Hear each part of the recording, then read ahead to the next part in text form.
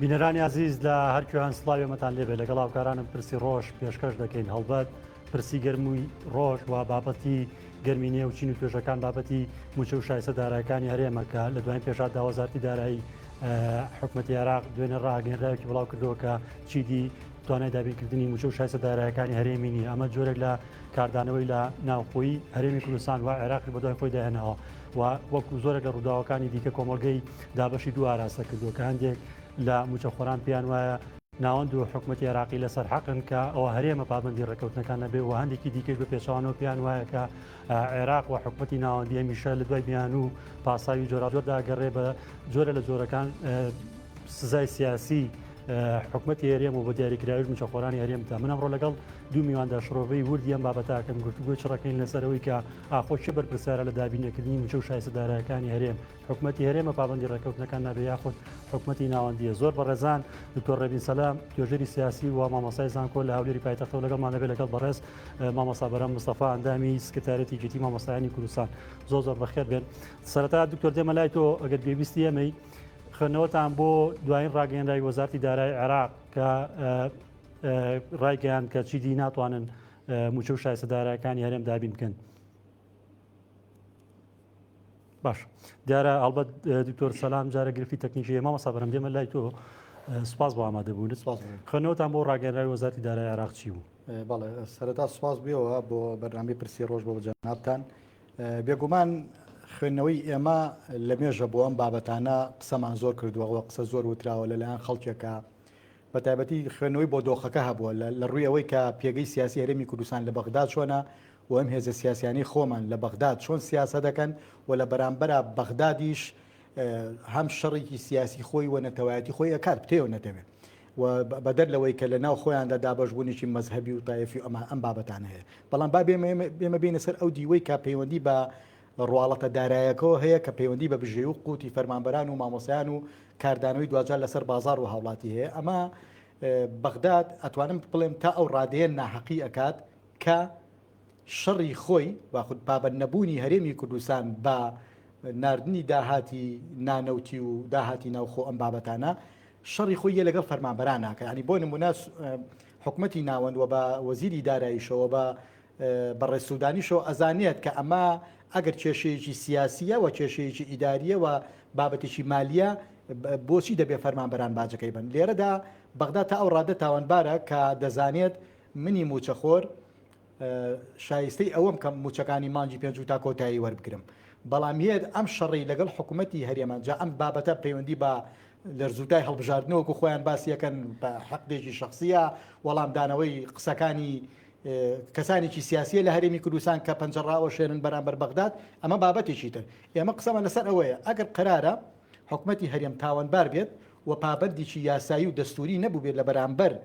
حکوومەتی ناوەندات ڕێگە زۆرە کە حکوومەتی ناوەند بیگرێتە بەروە ئەم شەڕی خۆی لەگەڵ ئێمە فەرمانبەرانانەکە بۆیە ئێمە ئەلێرەیە وەکو فەرمانبەر لەو ڕۆڵین حکوومەتی ناوەند تاوانبارە بەوەی کە یە شەڕی موچەی خۆی لەگە بە موچەکەی ئێماکە بە پوتی ئێماکە باشە مامۆستا پاساوەکەی حکوومەتی ناوەندیەوە و ڕێکەوتنی لەگەڵ حکوومەتی هەرێمایە نەک مەسەلەن ڕێکەوتنەکە لەگەڵ موچەخۆرانە بەرپرسانی حکوومەتی هەرێمنەوە لە پابەندی ڕێکەوتنەکان نابن بەر ڕادستکردنی مەسەلەن نیوەی داهاتی نانە زۆر ڕاستە بابەتەکەم لەسەر ئەوەیە ئێمە چۆنەڵی بابەتێکی یاسایی بڕیاری دادگای فیدرالی لە پشت جێبەجێکردن و دابینکردنی موچەی منەوە هەیە ینی خۆ بەغداش لێرەدا جۆرێک لە لادانی هەیە لەم بابەتە شەڕەکە شەڕێکی سیاسی و شەڕێکی ئەتوانم بڵێم لێدوانێکی سوحەفی نێوان چەند هێزێک و لایەنێک و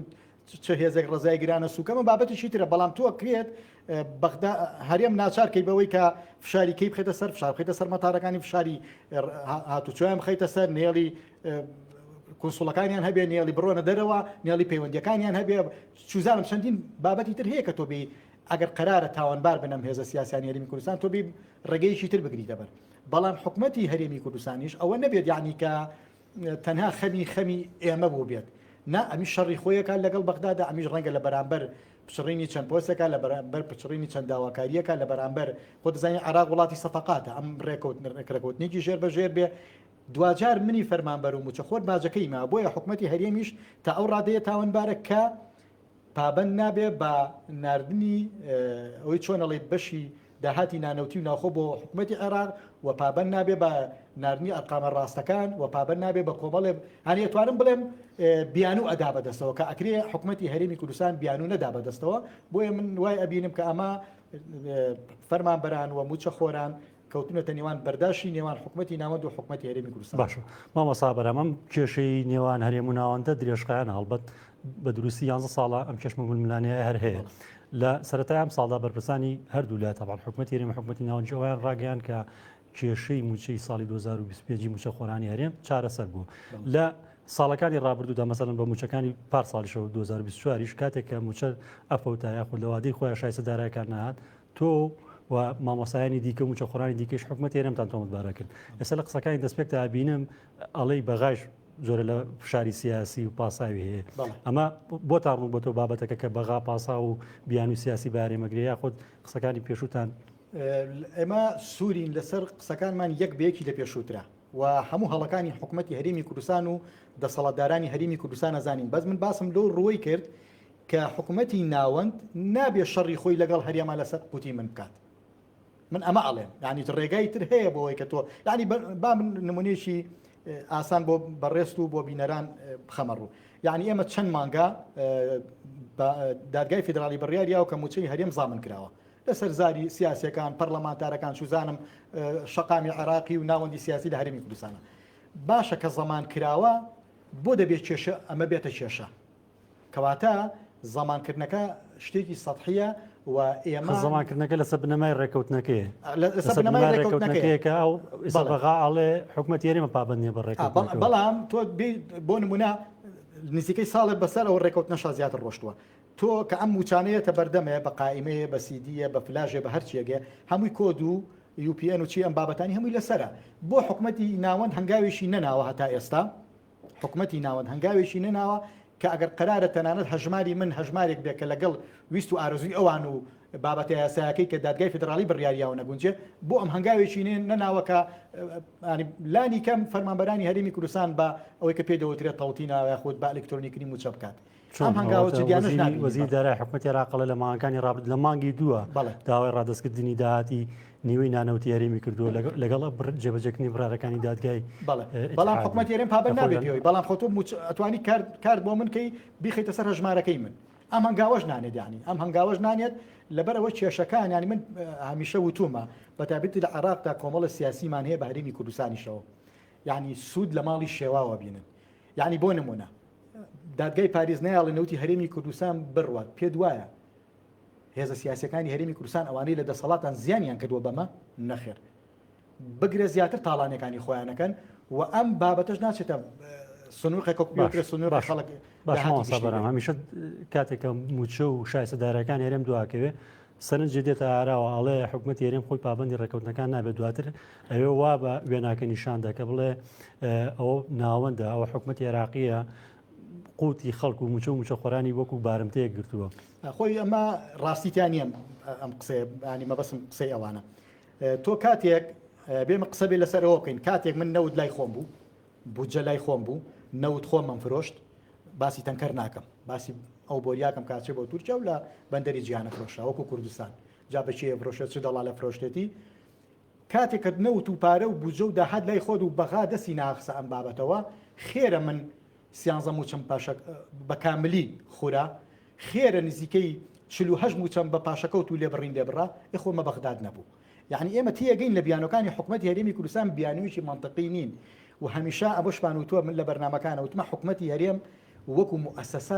مؤسسەیەکی حکومی کار ناکات یعنی من پێم خۆشە حکوومەتی هەرێم حکوومەتێکی سەرکەوتوو بێت پتێو نەتوێت حکوومەتێکە تعبیر لە خەڵکیم کوردستان ناکە بەڵام کە کاتێک ئێم حکوومەتە لە شێوەی دامەزراوەیە خۆی نبینێتەوە و لە شێوەی دوو دەسەڵات و دوو زۆنگیە مامەڵەکە ئەم دەسەڵاتە بچووگە بێتەوە لای تۆ هەر ئەو کاتانە بوو هەر ئەو ساتانە بوو کە موچەی من پاشەکەوت دەکرا بە کۆی موچەکانی بە ئەوەی کە خوراوە بە کاملی و بە لێبڕین بۆ نزیکەی 50 موچەی من خوراوە ئێ باشە خۆ ئەمان تاوانی حکوومەتی عێراق لە شوێنە ئەمە پەیوەندی بەچیەوەیە داهات لای خۆی نەبوو نەود لای خۆی نەبوو و کاتێک دادگای پاریز بڕیارەدا کە ئەمە بابەتێکی نایاساییە ئەجاهێت ئەم بیانوێنێتەوە یعنی بۆ نمونە ئەگەر سەرەتا بیرێ بێ جەنابێ ئەچوو قایمی موچەی لە ئەخیری مانگە نرد لەوێش 5 ڕۆژی پێچێ لە میژە گەڕێتوانێ 5 ڕۆژی پێچێت تا ڕاگەن ئەمە بەدەر لەوێگەر کێشەیەکی سیاسی و ئیداری نێتە پێشەوە هەر پێویست بم قسانت کە ساڵی لە کاتی ئابووری سەربەخۆ کاتێک کە نەوتی هێرێم خۆی هەناردەیە کرد ئەو نەموچەتان خورا ئێستا لە تازترین پێژاتەوە بوو هەفتی پێشوو سەرۆکوەزیرانی حکومەت هێرم لە ئەمریکا و دوو گرێبەستی لە بواری وزە بەتابەت لە غازی سروشتی ڕاگەن پێت وایە ئەم بڕیارەی وەزارەتی دارایی عێراق جۆرێ بێ وەکو سزا لە پای ئەو گرێبەستە نوێیانە بەڵێ من حەوت ڕۆژ پێش ئێستا خوێندنەوەم بۆ بابەتە کرد کە کاتێکە عەقدێکی 110 ملیاری باشە لەسەر بەتانیەکی تەحالوف بوو نازانم چی بوو کرا بەرحاڵ هەرو کاتە خوێندنەوەم بۆ ئەوە بوو وتم ئەمە نەک خێری بۆ خەڵکی هەرێمی کوردستان نابێ بگرە بە زیانش بێتەوە یعنی بەسیترین نمونە ئەگەر ئێمە بیخینە بەر چاوی خۆمان کاتێک لە کەناڵی ڕاگەیانەکانەوە خەڵکێک کە هەستی بەوە کە کاتی ئابووری سەربەخۆ ڕاگەیەندرا خەڵکێکی زۆر قسەی کرد وتیان ئێمە حەزەکەین ژێرخانێکی ئابووری بەهێزمانە بێ حەزەکەین کوردستان لەسەر قاچی خۆی بۆستێ بەڵام ئەمە زەمینە سازیە بێت ئەمە وڵاتە ئیقلیمیەکان وڵاتە هەتا بەغا لە ڕووی لۆکاڵیەوە لە ڕووی هێزە سیاسەکانی ناوخۆ لە ڕووی جیهانە بێ ئامادەسازی بۆ بکەیت پێمان وا بوو ئەبێ ئەم هەنگاوە زووە و ئێمە بچەی خۆمان بجێ خۆمان لە بەغدادەوە بۆ هات هیچ کێشەشمان نەبوو نەوتەکەشمان دەستی لێ نەدرابوو ئەمانەمان خستە ڕوو بەڵام ئەوان هاتن بێمانود بابەتی موچە ببوورە بابەتی فرۆشتنی نەوت و ئابووری سەربەخۆ ژیان و گوزەرانی ئێمە ئەگۆڕێت و بابەتێکی یاساییە جا دیقەت بە زۆر تەئکیدیان لەوا کردو کە بابەتێکی یاساییە پرسیارەکە ئەمەیە ئەگەر بابەتێکی یاساییە بۆچی دادگای پاریزێ ڕایەگرێت لەسەر سکاڵایەکی حکومەتی عێراقی بۆ ڕای ئەگرێت ئەگەر یاسایی ئەگەرێمە کێشە ئێستا دەمی هەر بەرپرسیە بکەیتەوە باز لە سەروەری یاساکە وەکو سەروەری یاساکە لە نێوان خۆمانە بەکاریە بێگومان دێنەوە لای تۆ کاک دکتۆر ئامادەیە کاک تۆر سڵاو دەبێ ئەگەر گوێبیستی هەمووتەکانی مامۆستا بوو بێتی دەستپێکەمەوێ ئەوە بزانم سەرنج و تێگەیشتنیەوە بۆ ڕاگەیاندراوەکەی دوێنی وەزارەتی دارایی عێراق چۆنە؟ بەناوی خی گەورەم میهرەبان سەرەتا ڕێز و سوپان بۆ جەنابێت و بۆ میوانەکەی بەڕێست و سەرجەمبینەران لە ڕاستیان کێشەی کە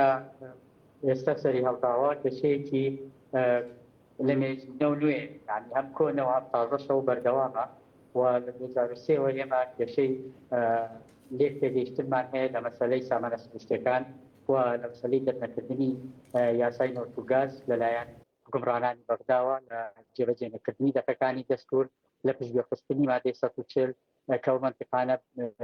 ناوچەیەکی دەوڵەمەند بە نەوت و بەبووای لە سەیەکی 2007ەوە و بابەتەی جێگە ناکۆکەکان یا ناوچە کوردستانیانەی دەرەوەی ئیدارەیە کوردستان چارەسەر بکرا بەوایە بەپێی مادە 140 دەستور بۆیە مەسەلەکە سیناریۆیەکی سەیری سەمەرە هەیە باسەکرێت لەم مەسەلەی کتابی ئاخری وەزارەتی داراییدا دەڵێن هەتا کاتژمێری 11 نیوەڕۆ خەریکی تەدقیقکردن و بڵێن چاپیاخشانەوەی لیستەکانی لیستی موچەخۆرانی هەرێمی کوردستان بووە وەزارەتی دارایی لە پڕێکە تایبسامی وتێتی وەڵا نابێت بینێری لەبەرەوەی کتابی تازەی هاتەتە بەردەم بۆی سەلماوە کە ئێمە لە 12 تا وەرگرتووە طبعا حکایەتە خودی و کەسە ویلایەنانی کە باسی دەکەن بڕوان بە خۆیان نییە و ناتوانن قەناعەت بە خۆیان بێنن بە دەستگایری خۆیان چاردەوری خۆیان بێنن لەبەرەوەی ئێمە میزان مراجعەمان هەیە میزان مراجعەی سەرنەوی کە هەموو ساڵێک دەبێت هەر لایەنێکە میزانێکی وەرگرتووە تەصفیەی ئەو میزانیە بخرێتە بەردەمی وەزارەتی دارایی و بخرێتە بەردەمی لیژنەی تەدقیق ئەو لیژنەیە کە بەرپرسە لە چاوکارکشانەوە لە بابەتی میزانیەدا چۆن فەرج کراوە چەندی بۆ هاتووە بۆیە ئێمە میزان مراجعەکەمان کە کراوە لە سەری ساڵە ئێمە 5 مانگ ڕۆشتووە ئێستا ئێمە 4 مانگ لە ئەسلی ئەم ساڵە مالیەی 2025 تەنها 4 مانگی ڕۆشتووە باشە ئەم 4 مانگە چۆن سەلمانی کە ئێمە لە ساعت 12 وەرگرتووە لە هەرێمی کوردستان هاتوون ئەگەر بە حسابە غەڵەتەکەی خۆشیان بێت ناتوانێنەوە بسەلمێن یعنی مەسەلەکە خۆڕەقەم و بیرکاری و حاسبەیە ئەمە قسە هەڵناگرێت ئەمە هیچ مناقەشە نییە 4 دانەمان یەکسان نییە بە 12 مانگ حساباتی تقریبا 3 تریلیۆن و 800 ملیار هاتووە بۆ کوردستان لەم ساڵە بۆ خۆی هەموو ساڵە مالیەکە دەبێت 850 ملیار باشە کاک تۆر واتە سەرنجی تۆ چیە لەسەرەوەی کە ئاوترێ ئەم ڕاگررتنی موچە و شایسەدارانەی هەرێم هێندە لایەنێکی سیاسی هەیە نیم هێندە یاسایی و پابندبوون بە ڕێکەوتنەکان نییە. بە هیچ جۆر و حتا شێوازی ڕەپسکردنەوەکەی وەزیرە مالیەتە ئەو بابەتە دەبێت تۆ یعنی ساڵێک کاملە ئەو 4 مانگە هیچی بۆ دەرنەکەوتووە لەم 4 دقەیە ئەوی بۆ دەرکەوت کە نەوەڵات ئەوەکە میزانەتە حواڵی کوردستان ناکەم لەبەرەوەی بەشەکەی خۆی وەرگرتووە. ئەسڵەن بەشەکەی کوردستان بەپێی ئاخیرەتی سەرژمێری خۆیان نزیکە بینەوە لە 115 کە ئەوان ئێستاش هەر بابەتی لە ساعت 12:67 بۆیە مەحسابەکەن کە لە باشترین ساڵا لە 110 نەناردووە بۆ کوردستان لە باشترین حاڵەتان کە ئێمە ئەو میزانیە بێجگەلەوەی وەکو ڕقەمی بەردەست لەگەڵەوەشا خەدەمات هەیە بۆ نمونە نسبەتی داودەرمان نسبەتی اشتراکەکانی تری یاریی کوردستان وەکو ئیقلیمێکی بڵێن فیدراڵی ئەوان ئەو برادرانی بەغدا بڕوایان بەوەیە کە ئێستا ئێمە لە ساڵی هەڵبژاردنین ئەم وەختی سەروبەتی هەڵبژاردنەش کێ زیاتی یاریی کوردستان زیاتر کاتێک زیاترێنێت لەناو عەرەبەکانە و هیچ خەدەماتێک و هیچ دەستکەوتێک و هیچ دەسمایەکیان پێ نییە کیسە بەتاڵندەوەدا کە خەدەماتیان تەقدیم کردبێەوە چیراعی بینی خۆیان باشە کاکتۆر لە ڕۆژانی ڕابردوو لە ڕۆژانی ڕابردوو ئەگەر ئیجازە بدەیت ئاخیرێتین ڕۆژ پێش ئەم کەتنەی ئەمە کەتنە تەوانە ئەمە کتابی ڕسمی نییە پێشەوەی ئەم کتابە ڕسمیە بە ژمارە 4/502 بنێرن بۆ هەرێمی کوردستان لە وەزارەتی مالیەوە کۆبوونەوەیکی تاریک تەنسیقەکە کراوە خۆیان بۆ بابەتی هەڵبژاردن چون ئەڵێن ئێمە بڵین تەحالف پێک دروست دەکەین لە شوێنە سونیەکانە وەکو سەلاحەدین و دیالە و ئەو شوێنانە و لە شوێنەکانی تر بە متەفەرقی داخڵابن لە انتخاباتەکان خاڵێکی تری کۆبوونەوەکە بریتی بۆ لە چاکردنی وەزعی کوردستان و بڵین خۆیان حکوومەتی اتحادی و بۆ شانی بەڕێز هادی عەمریا کردووە بۆی بێ بە کوردستان بۆیە ئەم نەوعە کێشە وەتەن مچاڵەمەت ئیستیناعیانە دروست دەکەن بۆ ئەوەی مساوامەی پێ بکەن کاتێککە هاتن خۆ دەبێت کێشەیەک هەبێت بۆی حەلی بکەن بۆ نیەت پاکی خۆیان مافەکەی خۆت ئەو کاتا دەنی بۆیە ئەم یاریکردنەوە ئەم گەمەکردنە وازەحە و خەڵکی کوردستانیش دەزانێ و یاریی کوردستانیش باشە زانێ کە لە بۆنەی بەکارهێنانی وەکو کارتێکی فشارەوەیە لەم باشە کاکتۆر لە ڕۆژانی ڕابردوو بینەر و بیسەری هەندێ وتەی بەرپرسانی سیاسی بوون بە دیاریکرایی بۆ نمونە وتەکەی سەرۆکی پارتی دیموکراتی کوردستان کەوتی قبوڵی ناکەین چیدی بەغا مەسەلەن وەکو کارتی فشار موچە و شایستە دارەکان پێت وایە بڕیارەکەی وەزارەتی دارایی عێراق ڕەتفعل و کاردانەوەی ئەو لێدوانە سیاسانە بوو بێت بۆ خۆی کار و کاردانەوەکە ئەگەر وتەکەی جەنابی سەرۆک بارزانی بریتی بێ لە کاردانەوەی ئەو کارانی ئەوان کردویانە ئەوانەی کە بەسەر خەڵکی کوردستانیانە هێناوە لە خواردنی خەڵکی کوردستان لە ساڵی ڕابردوودا جەنابی سەرۆک ئەو دەی نەوت بوو معاشی مانگی دوانزایان خوارد و خرسیانی بیرفانی خۆیانەوە هی خەڵکی کوردستان بۆ دەی جەنابی سەرۆک بارزانی لە ئارادا نەبوو خۆتەنانەدا و ئەفدانی کە کردیشمان لەگەڵ دوو شەریکە ئەمریکەکەدا لە 15 لە 95 ئەوەش لە ئارادا نەبوو بەڵام ئەوەی کە جەنابی سەرۆک بارزانی باسی کرد بریتی بوو لە ئەو خۆی لە 15 لە کاتی یەکگرتنەوەی ئەوەی دوو ڕێکخراوەکەی لاوان و قوتابیان لەو مناسبەتە جەنابی سەرۆک بارزانی خەڵکی یاریی کوردستان وەکو کارتێکی سیاسی و فشار بەکاربێنێ بەڵام ئیتر پابلی قبوڵنیەکە بریتی بوو لە عەقدەکانی ئەمریکیەکان لە 95 کاتێککە جەنابی کاک مەسعود بارزانی بە سەرۆکاتی حکوومەتی یاریی کوردستان باگەداری برادرانی دواتر دێنە سەر گرێبەسەندەکانی حکوومەتی هێران لەگەڵ کۆمپانیا ئەمریکیەکان بەڵام ئەوە بپرسمیانی سەرباری تێبینیەکان بەڵام موچەخۆران ئەڵێن مەسەلەن لە دوای بڕارەکانی محکەمەی اتحادیەوە بە جۆرە لە جۆرەکان لە ماوەی 11 ساڵی ڕابردوو تا ڕادەی موچەکان باشتر دابەشکراوە لە دوای بڕارەکانی محکەمەی اتحادی ئەم وتەی سیاسەکان یاریێمی کوردستان و بە دیاریکراوەی سەرۆکی پارتی دیموکراتی کوردستان کەوتی قبوڵی ناکەین چی لە پشتەوە چی کارتێکی فشاری هەیە بەرامبەر بە ناوەند کە بڵێ قبوڵی ناکەین لە 15 ئەو وتەی جەنابی سەرۆک بارزانی بوو لە 95 ئێمە گرێبەستی استراتیژیمان لەگەڵ شەریکە ئەمریکیەکەدا کرد و هەمووشتان دەبینن و دەزانن کە بە هەموو خۆتی خۆیەوە ئەمریکا و وەزارەتی خارجی ئەمریکا تەنانەت ئەم شەوی مارکۆ ڕۆبیۆ لەگەڵ بەڕێز سەرۆکی یاریێمە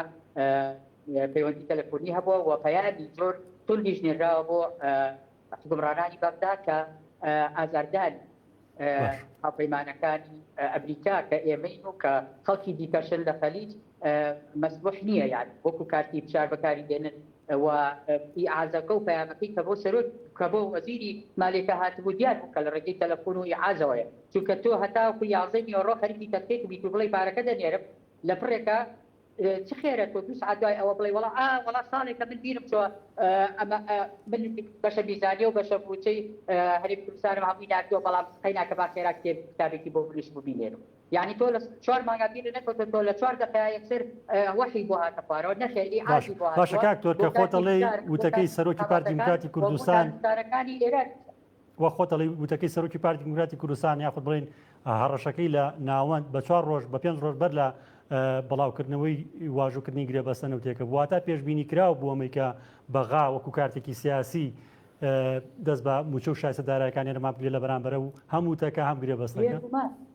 بێگومان ئێمە لەبەرەوەی تەجربەیەکی پاڵی دوور درێژمان هەیە لەگەڵ ئەم دووفاقی و دەمابکداری و قینابەستنەی حکمڕانانی بەغدا لەسەرەوە لەگەڵمانن لەژێرەوە لە پشتمانن و خەنجەر دەهاوێژن لە پشتی ئیتفاقیەکان و لە پشتی بەوات و بەڵێنەکانی خۆیان ئێستا تەنانەت حتا بە ڕێستۆدانیش یانی لەسەرەوە بە باشە کاکتۆر کوردستانان وخواانە وەلە بنەوانێ بۆ کارتی فشاری کاک دکتۆر باشە ئێستا گەکەیەوە ڕاگەنراوەکەی وەزارتی دارایی و دەستگرتن بەسەر موچە و شایستە دارایەکانی هەرێم بەکاردانەوەی وتەکەی سەرۆکی پارتی دیموکراتی کوردستان بزانن باشە سیاسێک چۆنە بێ مەسەلەن هەڕەشێکی ئاوا بکە کە موچە و شایستە دارایەکانی هەرێم کاتە بارنتە لەلایەن ناوەندەوە برای بەڕێز بە هیچ جۆرێک کاردانەوەی وتەکەی جەنابی سەرۆک بارزانی نییە ئەم بڕین کە ئەم بابەتەی موچە بڕین ئەی چییە خۆ جەنابی سەرۆک بارزانی ئەم وتەی نەفەرموو بوو کاتێک کە مانگی 12 موچەی هەرێم دوای ئەمڕۆیە پشتیلەکانمان لەگەڵیانە ئێمە لەوەتی معاملاتی لەگەڵ ئەم بەردایە بە هەموو لەو نێویانات پێگرتی لە یەکتانە خۆمتان لیستی موچەکەتان وەڵا ناوی دووباریتە لیستی موچەکەتان جیاییتە سێمان پاتمانە کردوانە ئینجایی و نەوەڵا بڕۆ تەقاودەکان بۆ دەربێرە لە دوایەوە تەقاوتی بۆ دەرێتی حتا بیانەکانی بە یەکسەریش پێ ناوتی هەموو سێمان جارێک و چوارمان جارێک بیانی پێگرتی و بیشگەلەوە خۆ لە ساڵی پێشودا کە موچەیمانی 12 لەگەڵ ڕێزما بۆ بەکارهێنانی ئەو کەلیمەیە کە لە هیچ تەوسیفێکی تری نییە لەوە زیاتر بۆخوا لە گەندەڵیا هەتا ئێرەیان هاتووە 11 بورجی خەلیفە پارە دراوە لە ناو ئەو بەقایە بەقەدەر یعنی ئەستێرەی عاسمان غەدر کراوە لە خەڵکی عێراق بەعام و خەڵکی کوردستان بە تایبەتی و ئەوانەی کە باسی ئەوە کردبووە ئێمە بە بۆنەی ئەو ئەقدانەوە یان بە بۆنەی اقتصادی سەربەخۆیەوە کە کاتێ باسی اقتصادی سەربەخۆییمانە کرد باشە ئەگەر ئەوەشمان نەبووە و نەوتەشمان نەبووە کە ئێستا مساوامەی لەسەرەکلێ ئەو کاتە خۆچیان نایکە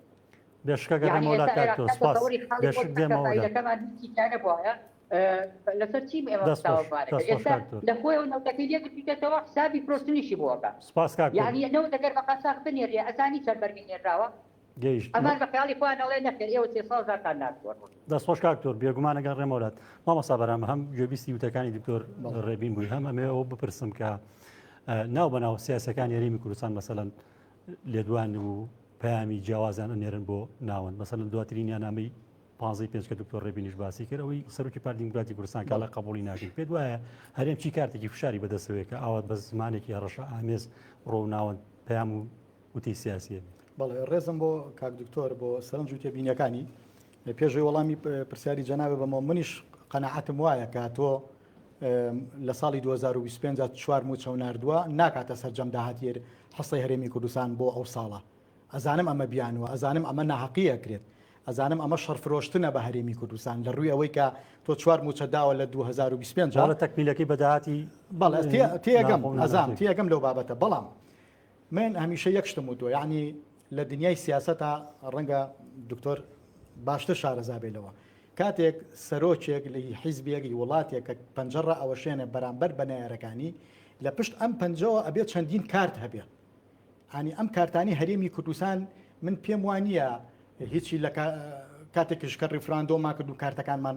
ینی بەڕاستی پووز دەرچوو بەداخەوە ینی کاڵێن پووز دەرچوو لە سوڕێکەوە لە ڕووی هەستە نەتەواتیەکەوە ناڵێم لە ڕووی ئەوە کە ئێمە هیچ وڵاتێکی ئیقلیمی و جیهانی لە پشتمان نەبوو و تەنانە ژێرخانێکی ئابووری بەهێزیشمان نەبوو ئامادەسازیەکیشمان نەکردبوو بەڵام ئێمە ئەڵێ سواری گای هار بووین ومانە هەروتمان ئەبێ ئەمە نەتیجەکەیمان بینی بەداخەوە کە خاچی هەرێمی کوردستانمان لە دەستدانجا پەیوەندی بە خیانەتەوەی بەرچەکەمە بابەتێکی ترە یعنی من قسەکەم لەسەر ئەوەیە من بەش بە حاڵی خۆم مامۆساواتا پێ دوایە ئەم پامە سیاسی سەرۆکی پارتی دیموکراتی کوردستانی ناوخۆسەکە وەڕەشەی کە لە حکوومەتی ناوەندی کرد هۆکار ببووی کە ئەم ڕاگەیەنراوە دوێنێ یەکێکە لە هۆکارە سەرەکیان بە بەڵگەم چێ یعنی چەند حەزم ناکرد و بابەتی حیزبیانە بۆ بابەتەکە بچم من یەک شتم وتومە لە هەرێمی کوردستان بەداخەوە ئیشی حکومی و حیزبی تێکەڵەکرێت یعنی بۆ نمونە لێرەش یعنی مەبەسمەوە نییە بڵم لە هەولێر یعنی تۆ سەرۆکی حیزبیت من ناڵم خیتابێ نەبێ لە مەسلەیەکە لە ڕۆ سیاسەکەەوە قسەمەکە ئەمە بابەتێکی ترە بەڵام هەنێ ئیش هەیە هی حکوومەتە هەنێ ئیش هەیە بابەتێکی حیزبیە لێرە هەمووی تێکەڵ بووە لێرە جاری وایە خەڵکێکی حیزبی قسەی لە حکوومەتەکە زیاترەکات کە لە کاتێکە ئیشی ئەو نییە خەڵکێگێت بۆ منە لەم شارەیە بڕیار بۆ ئەوەیە ساری نازانم بێڕقەم و چی ئازاد بکرێت کە ئەمە ئیشی ئەو نییە ئیشی وەزارەتی ناوخۆیە شما مەسەکاڵە قبولی ناکەین مەسەلەن قبولی ناکەن نتوانن چی بکەن آخر بریش قسەکەم لەسەر ئەوە بوو کە کاتێک تۆڵی قبولی ناکەی من هیوادارم بەڕێ سەرۆکی پارتی دیموکراتی کوردستان کۆمەڵە کارتی هەبێ کە من خۆشبەخت بم لە دوای ئەم هەڕەشەوە نەک ماڵوێران بم من خوێندنەوەیەکی بۆم بابەتە قسەکەی من لەسەر چی بوو ماوەیەک بوو چەند بەرنمەیەکم بینی من زۆر دقەتی بە تایبەتی بەرنامە سیاسیەکان هەیە چەندین بەرپرسی پارتی دەرکەوتن ناو ناهێنم یەکێکی وت ئەگەر موچە دوا بکەوێت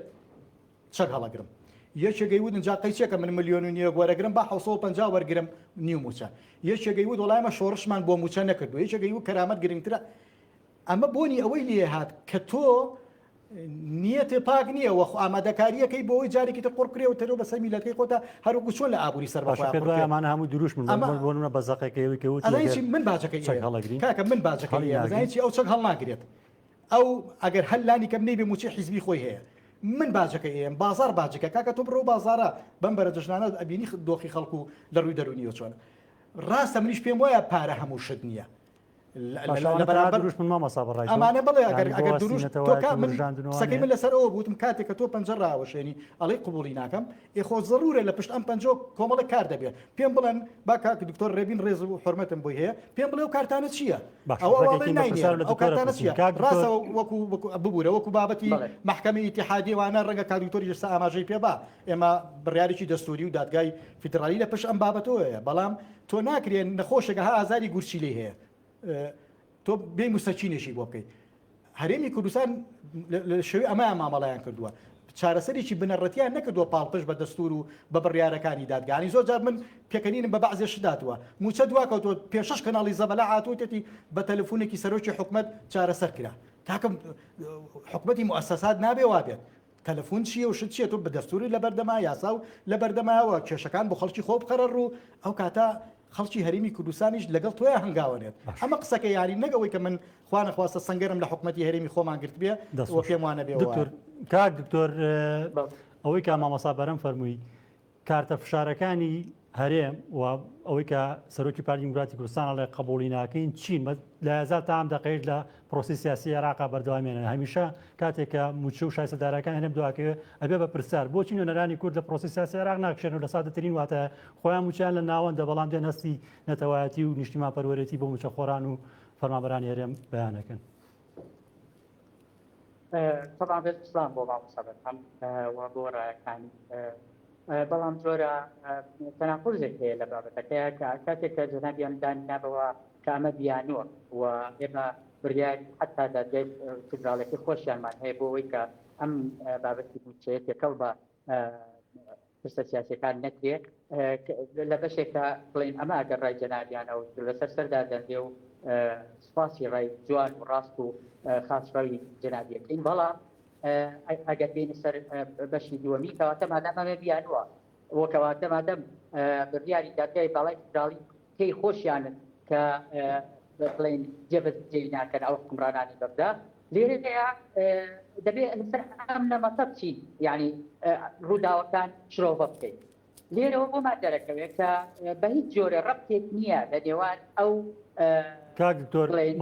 مەبەستی پرسیارەکەم ڕێگەوەیە کارتە فشارەکانی هەرێم چێکا لە قبوڵی ناکەین کارتە فشارەکانمان بڵێ کارتە فشارەکانمان بە لە 15 جەنابی سەرۆک بارزانی ئەو وتارەی فەرموو لە 9 ئێمە هەفتێکمان کردووە لەگەڵ ئەمریکیەکانە کە عێراق بە هەناسەدانی لە ڕێگەی عێراقەوە ئێران ئەو نیزامە سیاسی کە لە ئێرانە لە ڕێگەی هەناسەدانی بەو غازەی کە لە عێراق دەکڕێ لە 2007ەوە ئەو فشارانەی ئەو فشارە ئابووری گەماڕۆیانی لەسەر دەوڵەتی کۆکۆ ئێرانە تاثیری نەبووە لەبەرەوەی ئەو غازە لە عێراقەوە دەکڕێت و محەتەکانی کارەبا ئەو وێستگە کارەبایانی بە گازی شەکال لە ناوڕاست و خواروە بە 45,000 متر مربعی غازی ئێرانی ئیشەکە کە ساڵانە 6 ملیار دۆلارەکە کە بەم شێوەیە هەناسە دەدا ئەو نظامە سیاسی ئێران لە ڕێگەی عێراقەوە. باشە کاک تۆ پێدوانی ئەمە هەمان چارەنووسی هەناردەکردنی نێوتەکە بێت کە بەسەر بەخۆ هەرێم هەناردەیە کردیانی غازەکەش هەمان چارەنووس بێنێتەوە بەسەر موچە خۆرانە هەر لەگەڵ ڕاگەاندنی واژووکردنەکەیە کارتی فشاری ڕاگررتنی موچە و شایستەدارەکان هەرێمی بەدو هات و موچی مانگی 5 و ماکانی دواتریژە لە نانێرم. طبعا نەخێر لەبەرەوەی ئەمە حتا خودی داگاکانی خۆیان دانیان بەم عەقدە داناوە و ئەم عەقدە کاتێک کە بەیانەکەی وەزارەتی نەوتی عێراقی پشتی بەستووە بە بریاری دەکەم فدرالی سوبارە 59 لە ساڵی 2019 کە دەرچووە بەپێی ئەو بریارە دەڵێ وەزارەتی نەفت ئەتوانی تۆ دانەی هەرێمی کوردستان هی نەوتیەکان هەڵبۆشێنیتەوە بەڵام هەوڵیان داوچوونە دادگای بداعی یعنی دادگای بەرایی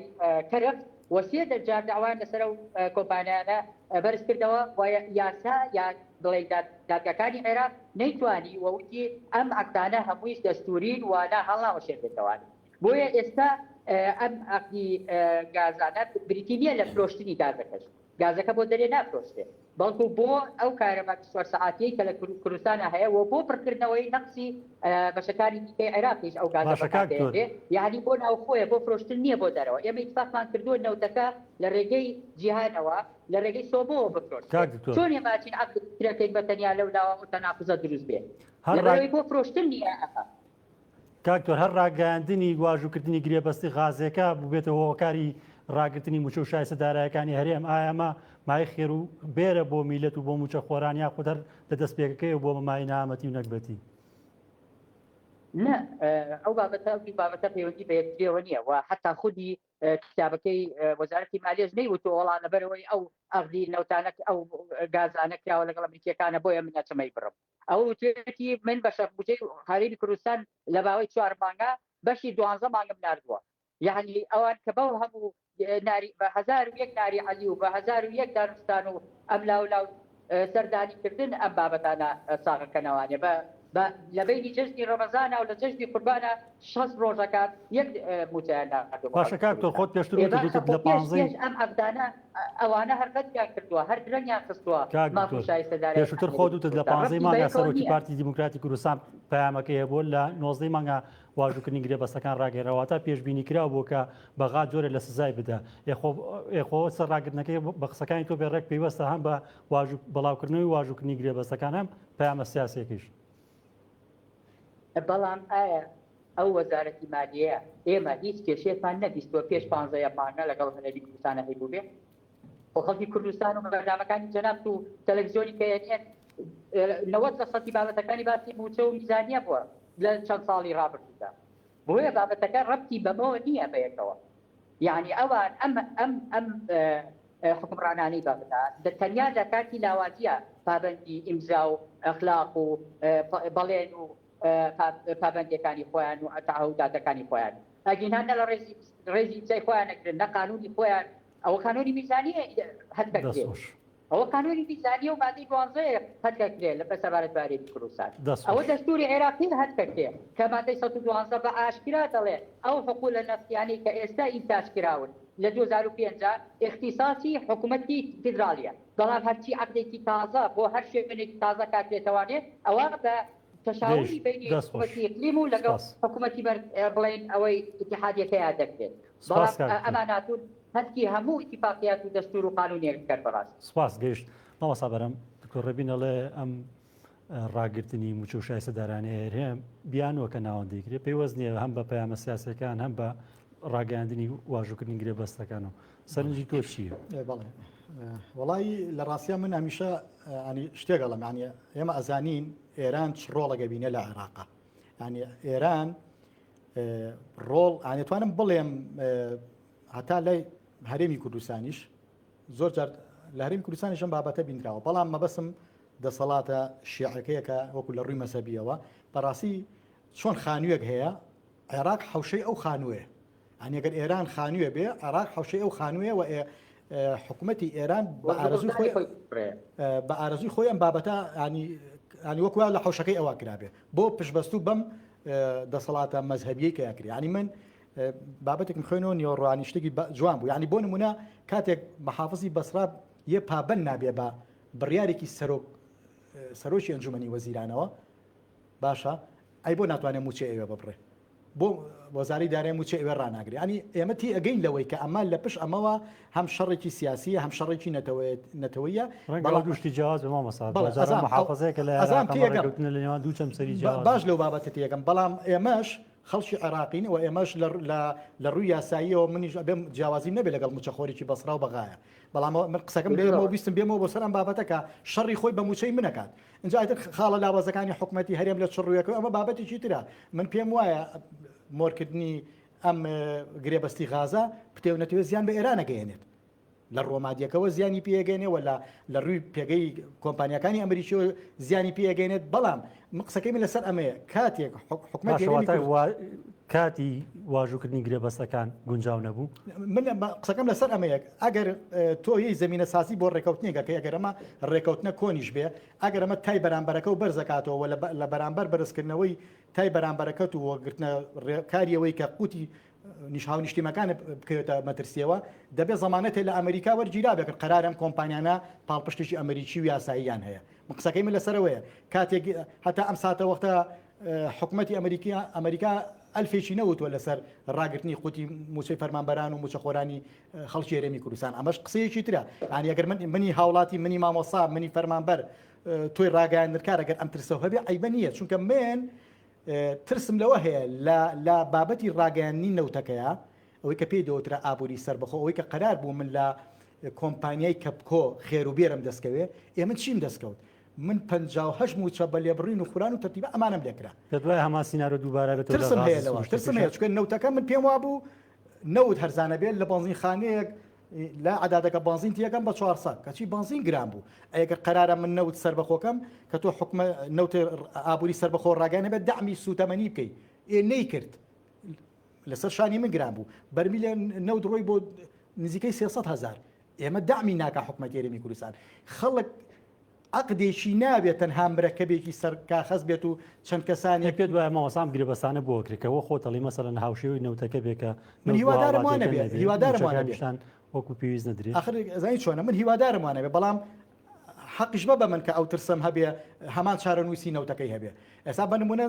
سەرداوەکەی دەرکەوتووە ئەوە تا ئەم ڕێکەوتنە فەزایشی ئەلامی بۆ ڕخساوە لە بەرامبەری شاتۆ حکومەتەکەی پێوتری حکومەتی ناوەند پێوت سیر نەبی ئەگەر ئەمە ڕەدل فعلیشی ئەو بابەتە بوو بێ ینی من قسەکەم لەسەر ئەم بابەتەیە و ئەگەر قەرارە غاز کە عقدێکی 110 ملیاری کراوە ئەگەر غازی ماڵەکەی بڵە غازەکەی من وەکو هاوڵاتیە لە 8,000 بڕوا بۆ 15 ئەگەر ئەو ترسم هەبێ بۆ ڕاز نەبێت کاتێ من نەوت کە ئابووری سەربەخۆ ڕاگەیەنرا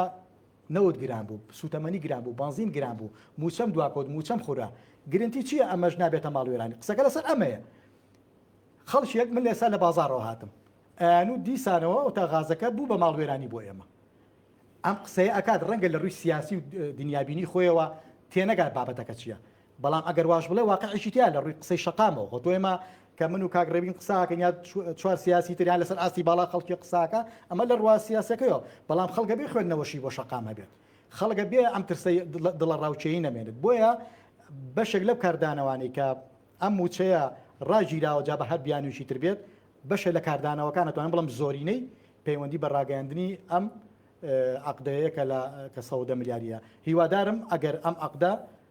ڕوویەکی یاسایی هەیە چەند عقدە کۆنا ئەوە نێ من خوێنەوە بۆ کردووە بەڵام فەرمووەمە لە ئەمریکا کراوە فەرمو کۆمپانیەکان ئەمریشین باشە ئەبێ حکومەتی ئەمریکا شتێک قسەیەکی هەبێ چونکە بیرمان نەچێ ئێمە دراوسەی ئێرانین لاوە لە باکوورە و دراوسەی تورکیاین و ئەمانە دەزوەردانی خۆیانێ و کاریگەری وڵاتە ئیقلیمیەکان لە ساحەی سیاسی عێراق ڕنگدانەوەیکی زۆری هەیە بە تایبەتی ئێران بۆیە من قسەکەی من لەسەر ئەوەیە من خۆشحاڵە بم کاتێک سیاسیەکی وڵاتە عقدی بکە خۆشببختی بۆ میلەتەکەم بێنێ جادۆبانەکانم ڕووناک بێتەوە قیرتاو کرێ ئەسا کەرتی تەندروستی ببوژێتەوە پەروەردە ببوژێتەوە خوێنی باڵا ببوژێتەوە چێ لەگەڵەوەیان نیە بەڵام ئەم ترسەش کە هەمانە تەجروبەمانێ ینی ئابووری سەربەخۆ بۆ من بۆ ماڵوێرانی بەڵێ ئەوەیە قسەکەی منانی لەسەر بابەت کاکتۆر زۆر جوان گوێبیستی سەرنجەکانی بوو قسەی تۆ چێ لەسەر قسەکانی سەبرە بالضبط من لەگەڵ مامۆستایە ینی کاتێکە باسی سەردەمی ئابووری سەربەخۆ دەفەرمێ دەبێت ئێمە لە سەخت زەمانێکی جا نەکەینەوە ئێمە لە کاتی ئابووری سەربەخۆیە و دروستی نەوتەکەیە هێرشی داعشمان هاتۆتە سەر لە 2014 بۆ 8 و 4 دیدارنەرێداوە بۆ کوردستان و شەڕێکمان لەگەڵ گەورەترین تەرسانەی ئیرهابی داعشیان کردووە و لەو کاتەیە سەر قوت و موچەی هەرێمی کوردستان بڕاوە لە بەغاوە و ڕوبەڕووی شەڕێکی تاقەت فڕۆکێر بووی نەتەوانێ بە لێگیرفانی بەتاڵشکی برسیەوە هێزی پێشبەگەی کوردستان نەبووە ئێستا ئێرەوەکو مسلی لێ وەکو لێنینگراتی لێ هەڵ خۆ ئێمە 10 کیلۆمەتر دوور بووین لە هێزەکانی ئەو داعشەوان بۆیە ئێمە دەبێت ئەو دوو پەترە زەمەنیە لەناو قاڵبی زەمەنی خۆیدا تەفسیری بۆ بکەین ئەو مەسەلە ئەو بابەتی ئابووری سەربەخۆیە کە ئەلانکە ئەگەر مەسەلەی داعش نەبووە کە خەندەق لێدانێک لە ڕێی موسڵ 3 ملیۆن دلاری تێچوار خەندەقێک لێ بدە 3 ملیۆن دلاری تێچووە بۆ ئەوەی کە فەسلێک بکەی لە بینی خەتێکی دوور و درێژی هاوسەیەتی بانا لەگەڵ دەوڵەتی ئیسلامی داعشیە بۆیە ئەبێ و بابەتە یەکتریجا بکەینەوە لە فترە زەمانێکیدا ئەوەی کە دەسەلمێنێ کە ئەم مەسەلەی عەقدی گازا بریتیە لە بڵێ ئەو ڕاگررتنی موچە و بوجەی خەڵکی کوردستان بریتیە مادام بریتیە لە بیانوو مادام چەند ساڵە ئێمە پێوی دەناڵێت مادام خۆ ئەقدە نەبوو لە ئارادا و لە ساڵی پێشودا